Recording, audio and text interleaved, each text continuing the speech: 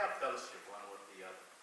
We're thankful for your love and mercy, and we're thankful for the fact that it is unending. We thank you, O great God, for all you do for us. And we want to ask that you would be with us, inspire, guide, and direct us, and just help us to worship you in a way that's pleasing in your sight. So we thank you for all these things, and we do so in our Savior's holy and righteous name. Amen. Well, good morning, brethren. Again. You know, brethren, people come in and out of our lives, don't they? In and out of our lives. A lot of people. Now, for the most part, they're basically just acquaintances, aren't they? They remain acquaintances. We really don't get to know them. Unfortunately, we don't really make an effort, in most cases, to take the time to get to know them. Now, out of that amount of people, though, there are some that get to be our friends. Right? There's some that we get to know a little better, we spend a little more time with, right? We become friends. Now, out of that small group, there are some who get to become even close friends. We get to know them really well. Really well. And I would dare to say out of that group, there may be 1, 2, maybe 3 of them that stick with us like a brother. Like Scripture tells us in Proverbs 18, verse 4, I believe, that there's a friend that will stick closer than a brother. Those are rare. Those are a true blessing from the Lord. Now, our theme for this month is building loving relationships. And what I would like to do in my time this morning is just share with you some of the requirements, some of the things that is necessary for building loving relationships with one another.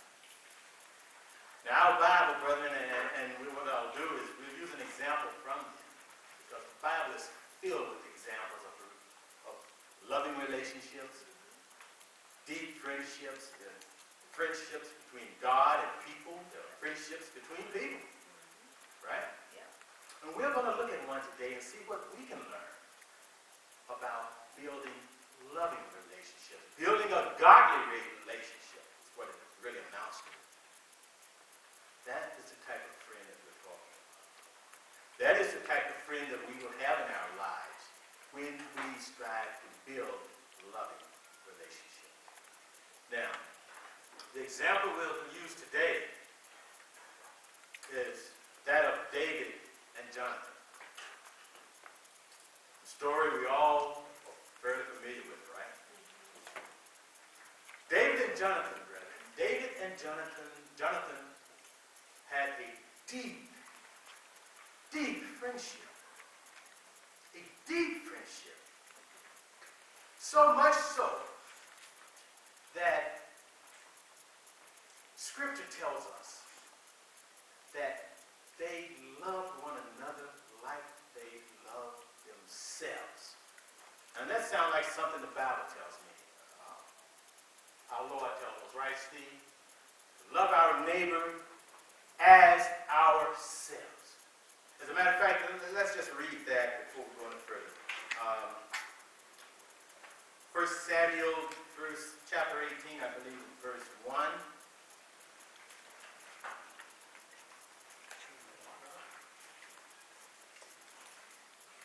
There, we're told that when after David had finished talking with Saul, Jonathan became one in spirit with David, and he loved him as himself. We're talking about building loving relationships, guys. Loving relationships. A something that requires work on our part. Something that just doesn't happen overnight. Now, we're talking, brethren, about having a friend that that you and I can confide in. A friend that knows our weaknesses, knows our short points, knows our failures, and we know that friend will not judge us. Kind of reminds us of somebody, doesn't it? We know that friend cares about what goes on in our lives, cares about our hopes, cares about our plans, cares about our purposes. That friend will put our interests above his own. That's what we're talking about. And we're talking about loving relationships. We're talking about godly relationships. And when we're talking about godly relationships, brethren, we are talking about developing friends, true friends, friends that will stick closer to you than brother. Now, brethren, let's take a moment and look at the two men. They had a lot of things in common, but they had some differences as well. And of course, as friends, it's always best for us to have like minds, right? How many times we joked around and we said, "Oh man,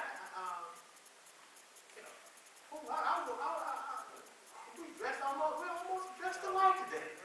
And we said, "Hey, like mind, right?" Oh, I was going to speak on that today. Oh, like mind. Brethren, good friends have like minds. And we'll see that in the example of David and Jonathan. But they had some differences as well. Now, consider Jonathan, first of all. Jonathan was a prince of Israel, right? He was the eldest son of King Saul. Now, you all know the story. I'm not telling you anything new. We know that Saul was anointed king when the people and the Israelites rejected Samuel's sons, right? Remember? They didn't want Samuel's sons to become judges. Remember that? Where did Samuel say, "Give us a king"? So the Lord selected Saul. Saul was anointed and became king about, that's what the scripture says, when he was 30 years of age. And he ruled for 42 years, which I found interesting considering the fact that God rejected Saul as king. Remember? Because Saul was disobedient, and God rejected him. But he yet allowed him to remain on the throne for 42 years. That's 2 years longer than David reigned. 2 years longer than Solomon reigned. I found that interesting. That God will reject Saul, but yet leave him on the throne for 42 years. His eldest son, and he had 6 sons, his eldest son was Jonathan. Now, brethren, Jonathan was a young man of courage, man of dedication, a man of strength and valor. He was well respected. He was a leader in the military, the army. All the soldiers just loved him. People loved Jonathan. He was a hero. He was the kind of guy you want your daughter to marry. He was a hero. As a matter of fact, the first real emphasis on the accomplishments of Jonathan was where he attacks a Philistine garrison with no one but his armor bearer. And he goes and attacks this garrison, and he manages to kill 20 Philistines. Boy, his actions so impressed Saul and the 600 other soldiers that was with him that they also got involved. And it led to a great victory for Israel that God inspired and brought about. Things like that really lift Jonathan in the eyes of everyone who knew him. He was considered a great warrior and an honorable man, a man who relied upon God and who trusted God. Now, David also was a young man who relied upon God and trusted God. Right? But David was a shepherd, a keeper of sheep. But David was a man that could handle himself in a fight. There were two occasions where David had to defend his father's flock from predators, right? From a lion and a bear. And David killed them both. Now, that requires some skill. If I'm you just out there with a staff, pretty much, perhaps a sling maybe, but a staff, and kill a lion and a bear. Yes. That requires dedication to his job. It requires concern for the sheep that he's there to protect. And it requires some ability. It requires an ability to be able to handle this. So the two men had some things in common. David also was a talented musician. He could play the harp very well, couldn't he? Remember? He was considered a warrior as well. It was his ability to play the harp that first ingratiated him to Saul and really brought him on the scene. Right? And when David kills Goliath, David and Jonathan become very close friends. Very close friends. So much so, Scripture says, they love one another as they love themselves. Now, they also entered into a covenant between themselves, which is something common in the East. We call it a covenant of brotherhood, where each agreed to be concerned about the other. Each agreed to be concerned about the needs and the interests of the other. Each agreed to stand by the other. Each agreed to watch over the family of the other, even in death. Even in death. Remember when David became king and he asked, does Jonathan have any kindred still left? Oh, yeah. And Jonathan had one lame son, and David went and got him and brought him to his castle and took care of him for the rest of his life. That's the result of the covenant that they made, which resulted from the love they had one for the other. Now, two men like minds, God-fearing men, two men with a lot of similar qualities, two men who spend a lot of time together, two men who love one another. Now, we'll take a moment, brethren, and say this, just because nowadays you find some that will say that, well, they'll look at verse, what's, I guess, 13, verse 1 of 1 Samuel, and which says that where David talks about how much he loves Jonathan, and remember upon Jonathan's death, David was just really grieved, and he grieved tremendously when he died. He went on to say that he valued the love of Jonathan more than the love of women. So there are some that will look at that and say, that's something more to this than just a fraternal friendship between two guys. That's something romantic. You see that, especially nowadays. But brethren, I'm here to tell you, my Bible doesn't tell me that. My Bible tells me, brethren, that these men revered God. That these men respected the laws of God. These men knew the laws of God. These men knew that in Genesis, and that type of behavior, illicit behavior, was forbidden. In Genesis, in Deuteronomy, and in Leviticus, that type of behavior is strictly forbidden.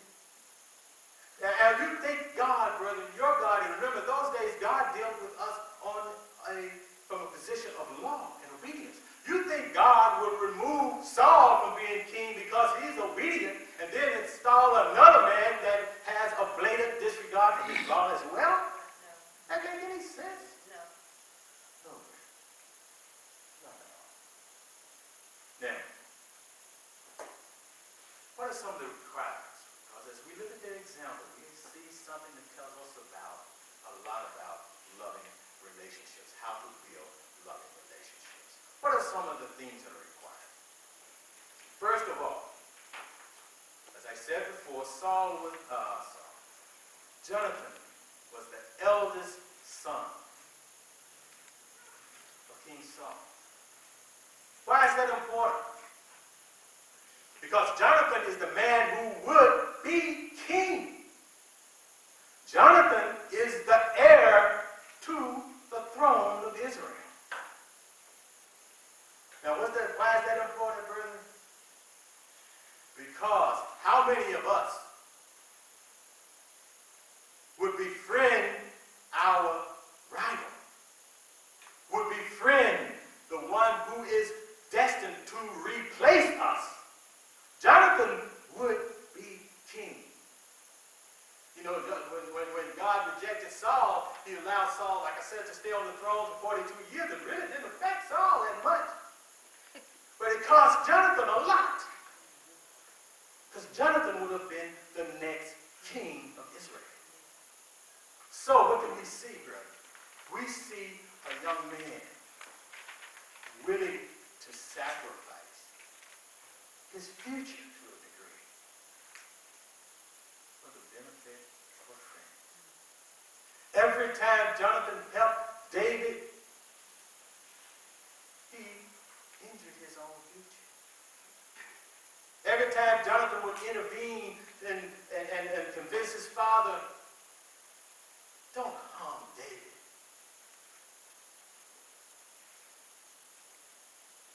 He's hurting himself.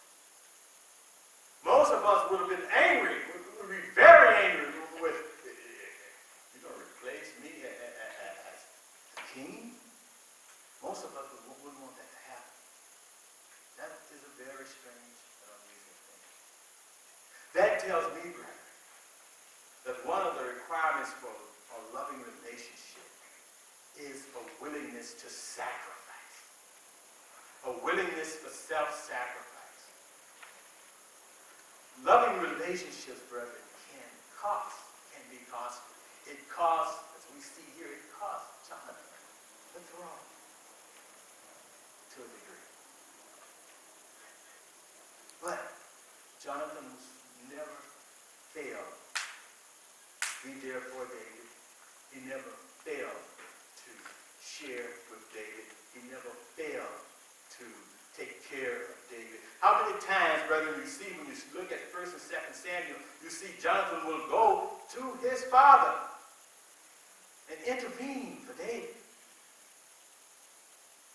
He would. And he just didn't sacrifice, brethren, it wasn't just his heir through the throne that was sacrificed. He also gave David valuable possessions. Valuable possessions. We have recorded in